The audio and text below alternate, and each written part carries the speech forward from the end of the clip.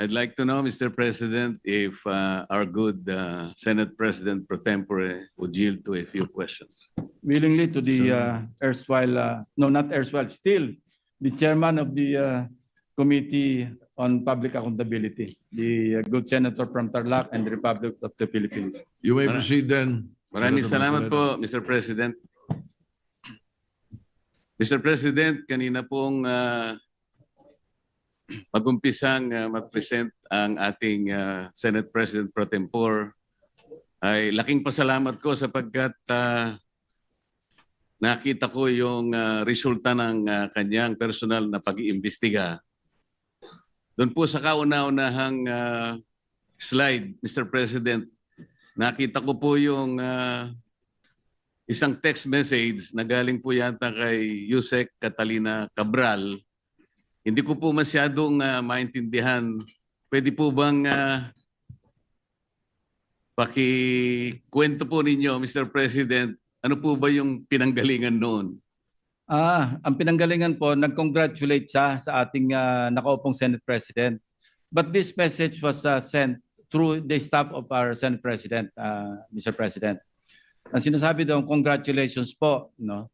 That was after July 1. After July proclamation 1st. Or after oath-taking, Mr. President? After the oath-taking, if I distinctly remember. So dahil siguradong panalo na po tayo, kayo rin po, dahil nag-oath-taking na tayo, nag-message si kagad yung Undersecretary Cabral sa kanyang staff at sinasabi, congratulations, baka mo merong ako may... Andyan po sa text message, sa Viber message, na sinasabi, para ma-align do sa mga priorities at para maiwasan yung redundancy, siya nang gagawa ng paraan. Ang sabay ang sinabi na para maihabol o maisama na sa NEP. So nag-iimbita siya na magsumite kayo, parang sinasabi 500 million pesos yata, ibig sabihin ng 500 yan eh. Kasi hindi naman malinaw, pero ang sinabi, po kayo 500 for now. For now. Ibig sabihin, for now, sige, magpasok kayo mga 500 million pesos worth of projects na sa inyo manggagaling. So ito po yung sinasabi natin na isang kamalian ng budgeting or budget process. Dahil ang trabaho, mandato ng Kongreso, both houses, legislation. Yung pong NEP, nasa budget preparation phase na kung saan exclusive domain ng executive branch. Pero bakit po, dahil ganyan ang nangyayari, mismo sa DPWs na nanggagaling na magpasok na kayo rito. Hindi ho ba pakikialam yun sa mandate o sa exclusive authority ng executive branch? Salamat po sa sagot na yon, Mr. President. Ako po yung naniniwala na talagang wala namang initiative na nanggaling sa inyo at siya'y kusa niyang inialok po yung inaakala niya sigurong makakatulong o makakapagbigay ng kasiyahan sa inyo. Yun po yung akala niya. Opo. At agad pong tinanggihan ng ating Senate President. Alam ko po. Sinabi niya agad sa staff niya, wag, ayoko ba't ako maglalagay dyan? Kasi po kaya ako naitanong to, Mr. President, kahapon po, ayaw pa niyang aminin na dahil sa pagtatanong ko po na sa kanya, sinabi ko bakit lumilitaw kahit anong ibigay na ceiling ng DBM, pinapalitan mo, sabi ko sa kanya. Ayaw po niyang aminin yon, wala raw po siyang kinalaman kung ang pag-uusapan ay yung paglilista. Wala raw siyang kinalaman. Ngayon po malinaw na nagsisinungaling talaga siya sapagkat naipakita ko po kahapon, Mr. President, lalong-lalo na po sa flood control projects, yun pong mga insertions, aminin man niya't hindi, ngayon po inapatunayan na natin, ay talagang siya po talaga yung gumagawa dahil siya po yung Undersecretary ng Planning Services. At lalong-lalo na po doon sa tinatawag na FAPs. Ito po yung Foreign Assisted Projects. Yun po malinaw na malinaw.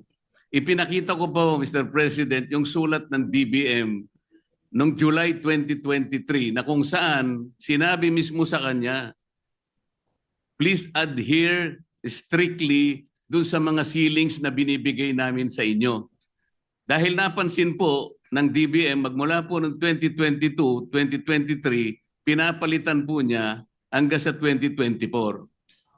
Ayaw po niyang aminin na siya po ang may kinalaman nun.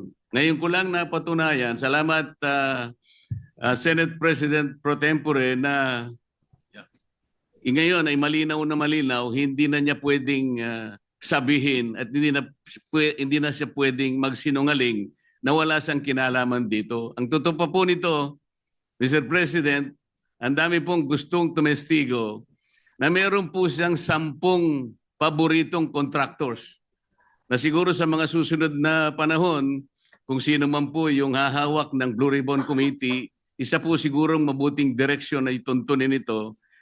At marami rin pong palagian na pumupunta sa kanyang opisina na mga politiko. Gusto ko pong pasalamatan ng ating Senate President Pro Tempore sapagkat mukhang yun pong mga kawani o mga opisyalis ng DPWH na matutuntun na natin at alam ko po na talagang tatagos ito hanggang sa former Secretary ng Department of Public Works. Kasi kahapon po, gusto niya nang sabihin na lahat ng daw po ng nangyayari sa kanyang opisina ay meron namang basbas ng Secretary ng Department of Public Works. Ngunit ang gusto ko pong tuntunin, Mr. President, kung nakita na po natin unti-unti at saan papunta at sinong may kasalanan sa Department of Public Works at nailitaw na rin po sa pagsusuri at sa personal na pag-iimbestiga ng ating colleague, ang mga contractors na talagang, kung pagsasamahin po natin mga contractors na ito at saka yung mga opisyalis na nabubunyag ngayon, siguro po yung salitang walang o halang ang kaluluwa ay is an understatement. Ang gusto ko pong malaman ngayon, bakit po kaya sila ganun kalakas ang loob?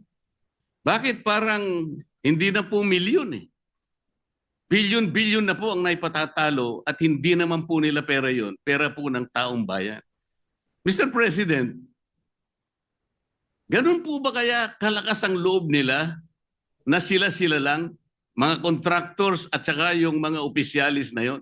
Wala po kayang mga politiko sa loob, sa likod nila? Sana po matukoy yung tunay na mga proponents para po yung walang kasalanan ay hindi po nadadamay. Mahirap po na magbanggit sila ng pangalan dahil ito pong nagbabanggit ng pangalan ngayon ay galing lang sa amin kahapon at napatunayan ngayon na bilyon-bilyon ang ginagasta at magdadamay siya. At meron pong nag-text sa akin sa magitan ng emissary ng abogado ng Diskaya, Mr. President, meron po palang isang congressman, kanina pong nag-hearing sila, nakausap yung abogado ng Diskaya. Kailangan, meron kayong matukoy na senador sapagkat makokontempt kayo. Nasa akin po yung text message, Mr. President. Sa mga tweet, gusto lang nilang magpangalan. Hindi po mabuti yun. Kailangan po, sa tulong na rin po ni Senator Lacson, total naumpisan na yung mga contractors, naumpisan na itong mga kawani at opisyalis ng DPWH na talagang kandidato na po talaga sa impyerno, matukoy po talaga kung sino-sino po yung palaging kausap ni Yusek Cabral na sila po yung sindikato dito. Para po yung walang kasalanan ay huwag pong madamay. Maraming salamat po, Mr. President. Salamat po, Your Honor. Yeah, maraming salamat po rin sa ating distinguished gentleman from Tarlac and the Republic of the Philippines. Thank you.